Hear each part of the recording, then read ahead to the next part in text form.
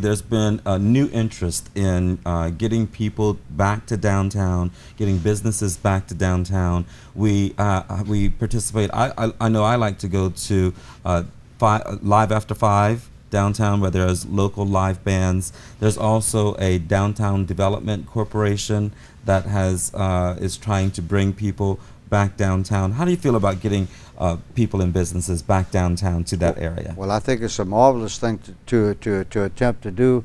Certainly, if we don't do that, it's gonna just while away and just pass away. Incidentally, the downtown place where the balcony is used to be lawyers' offices.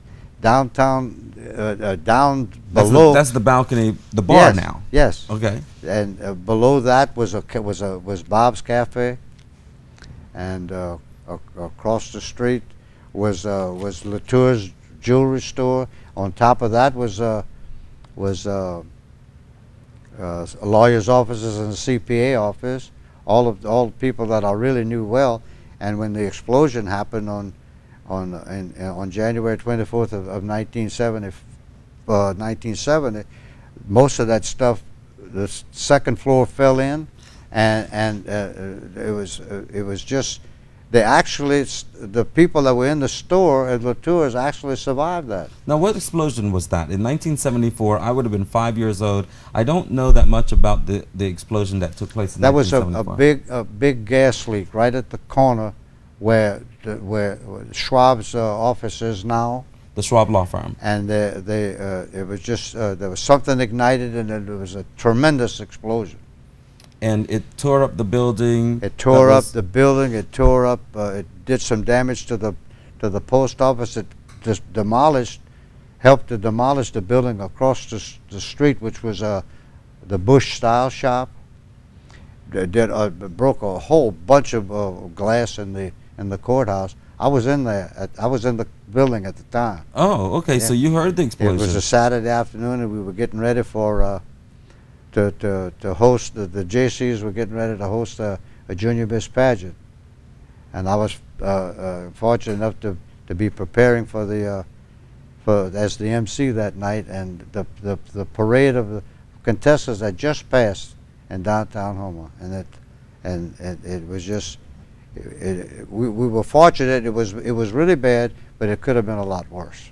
Now it sounds like what people go to Southland Mall today to shop and buy things, or they go to Palace Theater down from the Southland Mall. They go to different restaurants and grocery stores. Sounds like you could get all of that at that time right in the center of Houma and down Main Street. This is correct. Now, you have said that you were married right before you went to the Korean War. That's correct. And you're still married to the same woman today? Fortunately, yes, sir. How many years have you been married, Mr. Boudreaux?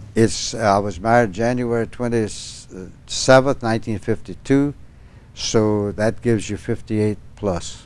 So let me ask you this. If you've been married for 58 years, I have spoken to and interviewed other people who have been married for a similar amount of time. I had Johnny Pizzolatto on my show in my first season, and he went to Terrebonne High, met his wife in Terrebonne High School. Incidentally, she's a Bazette. Bazette. And yes. The daughter of the brother of my predecessor. Oh, okay, okay. Anyway. And her family was involved with Bazette Printing. That's right. Yes. So a very historic family in Houma as well. Now, and when Mr. Pizzolatto was here, he was telling me also that back then you married, and you married for life. How do you feel, therefore, about the incredible number of divorces that are filed in the clerk's office these days? I mean, you must have a couple of divorces a day that get filed. Mike, I have to tell you, I'm constantly amazed at the number of divorces, domestic abuse cases that we have. It seems to be, and I don't have any thing to say other than I'm just amazed. It's just a different uh, approach to the situation.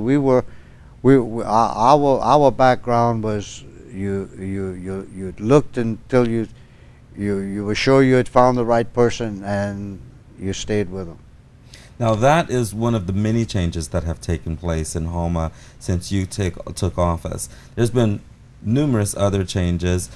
In fact, Homa has grown quite a bit since you took office. That's correct. Yeah, and that has led to not only a lot more people in the area. There's a lot more filings in the clerk's office. You've said you've gone from 12 people in the clerk's office to 65 people in the clerk's office. In that amount of time, you've also had 4 kids. Correct. Yeah. Now tell me about your family life. What is family life like for Mr. Boudreaux? Well, my wife has been very, very patient and understanding about the demands that the clerk's office puts on the person who's going to make a career out of it. I've dedicated myself to the situation, and she has been steadfast. Thank goodness, because most of the rearing of the children was when I was not involved in the clerk's office, and she's helped us all along. And our first 2 children were girls, so you can imagine we lived in a 1-bathroom, 4-bedroom, 3-bedroom house, and so when it was time for them to go to school, it was a real mad rush. So when we built the second house, we built it with enough bathrooms, I think, to accommodate the thing, and the demands that put on you, and they're all successfully adult lives, and they all have their own lives. I have one daughter who used to be a legal secretary. I have one daughter who is a school teacher in a parochial school in Hammond. I have one son that's an attorney in town. Another son that's an occupational therapist in Dallas. The point I'm trying to make with all of that is that we should be back in the same house with the 1 bathroom again, because the house now is a little bit big, but we're managing that too. Good, good. Now, at least one of your sons, you said, is an attorney. That's correct. And throughout the years, you've worked with, I can imagine, many attorneys. Right. How many attorneys were there in Terrebonne Parish when you first started as clerk of court? I believe there were about 14 attorneys when I first came back and began to do the court work, and because clerk of court actually, as you understand, takes care of the court work. But now I'm sure there's well over 200 attorneys in town.